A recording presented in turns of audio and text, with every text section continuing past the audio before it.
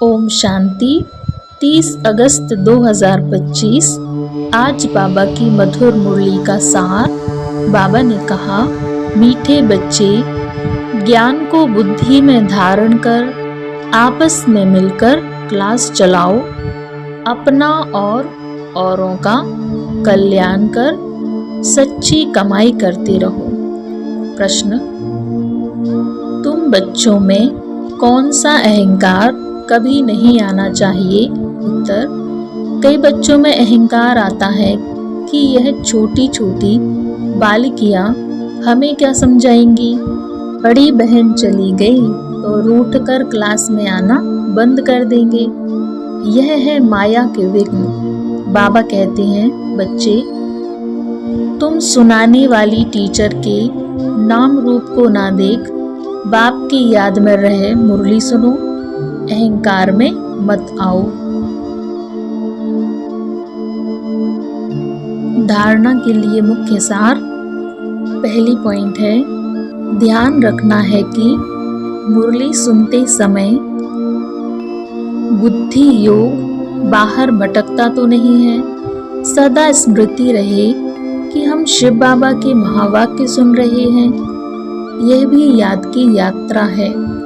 दूसरा पॉइंट, अपने आप को देखना है कि हमारे में ज्ञान योग और दैवी गुण हैं। लालच का भूत तो नहीं है। माया के वश कोई विकर्म तो नहीं होता है। ओम शांति। 30 अगस्त 2025। आज बाबा का मधुर वरदान।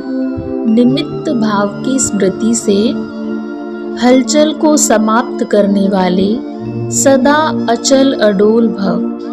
निमित्त भाव से अनेक प्रकार का मैंपन, मेरापन सहज ही खत्म हो जाता है। यह स्मृति सर्व प्रकार की हलचल से छुड़ाकर अचल अडोल स्थिति का अनुभव कराती है।